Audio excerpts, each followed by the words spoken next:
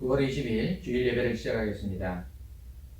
우리는 세상으로부터 부름받은 하나님의 백성입니다. 또한 세상으로 보냄받은 그리스도의 제자입니다. 우리는 정직과 진실함으로 성경적 리더십을 발휘합니다.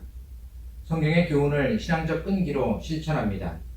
우리는 말씀을 통해 그리스도를 닮아가는 성도가 됩시다. 그리하여 우리 모두 하나님을 영화롭게 하는 성령 충만한 신앙 공동체가 됩시다.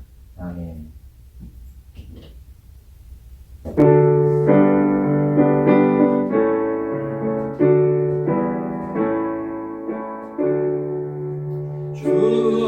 주은혜를 받으려 모인 성도들 주 크신 뜻 깨닫게 하옵소서. 내 모든 멍에를 다 얻게 되니 날 구속하신 이름 찬양하리. 주님의 곁에서 인도하시니 그 거룩한 나라가 이루어지네. 저마귀와 싸워서 늘 승리하니 그 영광 주께 돌려 찬양하리.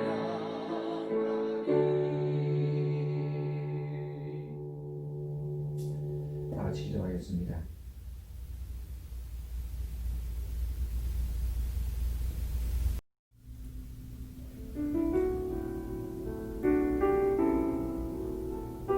안녕하세요. 김관용 목사입니다. 9월 20일 주일 영상 예배입니다. 오늘 본문은 지난주와 동일한 사사기 17장 7절로 13절 말씀으로 미가의 제사장이 된 레위 사람이란 제목으로 말씀을 전합니다. 오늘은 사사기 세 번째 시간으로 사사기 17장 후반부 말씀을 중심으로 17장을 마무리하겠습니다. 특히 사사기 17장에 소개되고 있는 미가의 가정은 경건하고 거룩한 가족들처럼 보여졌지만 보이는 것과는 전혀 다른 가증된 불신앙의 사람들이었습니다. 미가의 가족을 통해 신앙적 혼란과 신앙의 무질서를 봅니다. 그런데 오늘은 가증스러운 미가의 가족뿐만이 아니라 또 다른 한 사람, 제대로 자격을 갖춘 사역자인 것 같은데 그런데 또 다른 가짜 목사도 등장합니다. 그런데 그것이 오늘날 우리들의 모습은 아닌가 하는 생각을 지울 수가 없는 것은 왜일까요?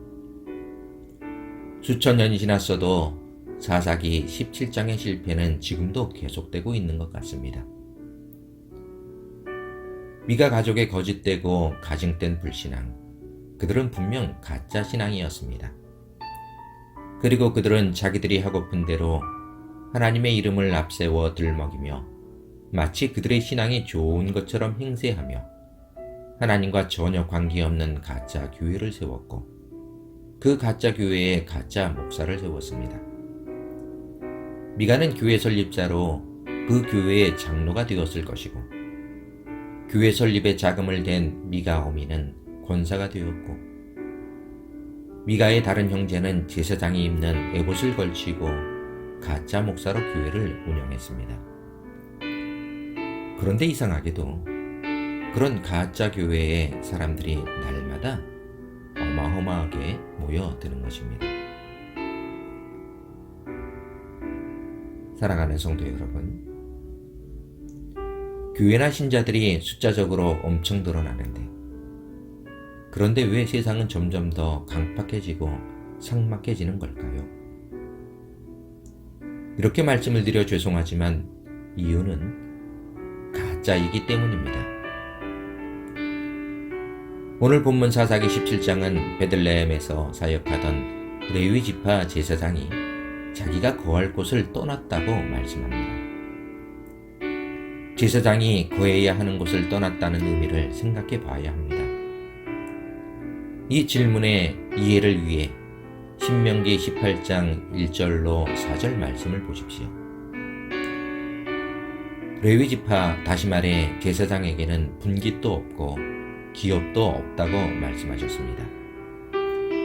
그리고 하나님께 제사를 드릴 때 드릴 제물 중에 아주 작은 일부이지만 그 일부가 제사장에게 돌아갈 몫이라고 말씀하셨습니다. 포도주와 기름 그리고 양털에 대해서도 제사장에게 줄 것에 대한 또한 11조의 말씀을 하셨고, 이것이 당시 제사장에게 왜 중요했는가 하면 제사장이 먹고 생활하는 문제를 해결할 수 있는 유일한 길이었기 때문입니다. 저는 잭슨빌에서 이런 말을 하는 사람들을 만난 적이 있었습니다. 목사는 물질도 하나님이 채워주시는 것이 아닌가요? 하나님이 주시잖아요. 어떤 교회 목사는 월급을 받지 않는데 그 목사가 정말 목사 아닙니까? 왜 다른 목사들은 그렇게 하지 못합니까? 저는 아무런 말을 하지 않고 가만히 있었습니다. 사랑하는 성도 여러분, 그분의 말이 틀리지 않습니다. 맞습니다. 목사는 하나님이 주시는 것으로 생활합니다. 그런데 하나님은 사람들을 통해, 특히 어떤 사역자가 사역하는 그 교우들을 통해 하나님이 채워주시는 것입니다. 목사의 가정의 쌀독은 마르지 않습니까? 목사가 타고 다니는 자동차는 가스가 떨어지지 않습니까? 그래서 성도들이 헌금한 예물을 가지고 사례를 받는 목사는 늘 검소하게 그리고 절제하며 하나님께서 교우들을 통해 채워주신 것에 감사하여 교우의 가정을 위해 그리고 교우들이 먹고 사는 문제에 사업체를 운영하는 일, 직장 생활을 위해 때를 얻든지 못 얻든지 늘 기도하는 것입니다. 그래서 교우들이 힘들어하면 함께 걱정하고 염려하고 좋은 일이 있으면 또한 함께 진심으로 기뻐하는 것입니다. 그런데 이 부분은 여기까지만 얘기하겠습니다. 그 레위 사람이 사역하던 베들레헴에 있는 하나님의 백성들은 더 이상 하나님께 제사를 드리지 않는 지경에까지 이르렀습니다. 이 일로 제사장은 먹고 사는 문제까지 아주 심각한 지경에 이르렀습니다. 가짜 교회, 가짜 목사, 가짜 성도들의 한계가 드러날 즈음에 교회 문제로 고민하던 미가가 사역지를 찾아 헤매던 레위 지파에 속한 제사장을 우연히 만난 것입니다. 그 두 사람은 지난 얘기를 자랑처럼 얘기했을 것입니다. 미가는 내가 여차여차하여 하나님께서 은혜를 주셔서 교회를 세웠다고, 그리고 하나님이 은혜를 주셔서 이렇게 부흥하였다고 자기 자랑처럼 실컷 얘기를 했을 것이고, 제사장 역시 자기의 형편을 그럴싸하게 포장하여 얘기했을 것입니다. 그리고 미가는 그 레위 사람이 마음에 들었는지 미가 교회의 두 번째 담임 목사로 청빙하기 위해 1년의 은열과 옷 그리고 먹을 양식을 주겠다고 제사장에게 제안했고, 제사장은 아주 기쁜 마음으로 그 제안을 받아들였습니다. 그 제사장은 하나님의 제사장이 아닌 미가를 위한 제사장이 되어 미가의 아들처럼 지내었다는 것입니다. 제사장은 제사장인데 하나님을 두려워하는 제사장이 아니었고 미가의 눈치를 살피는 제사장이 되었을 것입니다. 성도라고는 하지만 자기 만족을 위해 하나님을 무당처럼 부리는 괴상한 종교 행위를 하는 사람들이었습니다. 레위인도 미가도 모두 만족한 관계가 형성되었습니다. 미가 교회의 전임 목사였던 가짜 목사는 원로 목사로 넉넉한 생활비를 보장받고 은퇴를 하였을 것이고, 아니면 미가 교회에 넉넉한 후원을 받으면서 선교사로 파송되어 다른 곳으로 갔을 수도 있습니다. 그리고 그 미가 교회의 2대 담임 목사는 미가의 제사장이 되어 미가 장로의 아들들처럼 아주 사이좋게 지냈다는 것입니다. 그리고 미가 교회의 이대 담임 목사 취임식을 화려하게 마치고 미가는 아주 만족스러운 마음으로 이제 정식으로 학위를 받은 목사도 있고 사람들은 날로 불어나고 이제는 하나님이 복을 주실 거야 하는 마음으로 아주 만족스러워했다는 것이 17장의 마지막 말씀인 것입니다. 하나님은 분명히 미가의 교회와 함께하지 않았을 것입니다. 당연히 미가와도 함께하지 않으셨고 미가의 제사장과도 함께하지 않으셨습니다. 하나님은 미가의 가정에 징계를 내리시지도 않으셨습니다. 미가의 가정을 망하게 하지 않으셨습니다. 사람들은 그냥 그렇게 그대로 살아갔다는 것입니다. 잘못했는데도 분명 죄를 범했는데도 아무렇지도 않았다는 것인데 그것이 다행스러운 일입니까? 하나님이 내리시는 징계는 깨닫게 하시는 능력이 있고 회개케 하시는 은혜가 있습니다.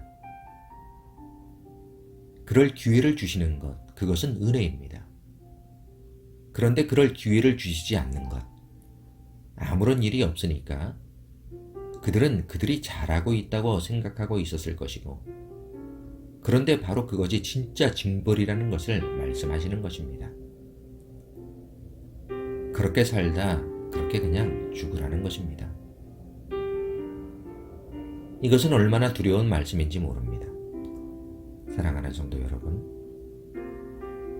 이 시대의 교회와 목회자들 그리고 수억에 이르는 저를 포함한 그리스도인들을 볼 때 두렵습니다.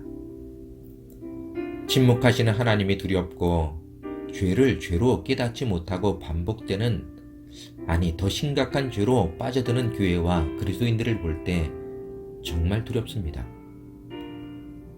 아싸리 하나님께서 벌을 내리셨으면 좋겠습니다. 그리고 돌아서는 우리들이 되기를 바라는 마음이 더욱더 간절합니다. 지구촌의 환경의 문제를 볼 때 허리케인, 폭우, 지진, 코로나와 같은 전염병 같은 여러 자연재해들을 볼 때도 극으로 치닫는 사람들의 갈등과 분노를 볼 때 두렵습니다. 그런데 정말 하나님이 진노하신다면 어떻게 될까? 그것이 더 두렵습니다. 이 방송을 보시는 사랑하는 교우 여러분, 이 시대에 특히 교회와 하나님의 진노를 두려워할 줄 모르는 어떤 사람들을 위해, 그리고 나 자신을 위해, 그리고 우리 교회와 모든 이웃들을 위해 늘 기도해 주시기 바랍니다. 저와 여러분들의 삶 가운데 하나님이 세워주신 신앙적 질서가 꼭 지켜지는 아름다운 모든 교우들이 되시길 당부드립니다.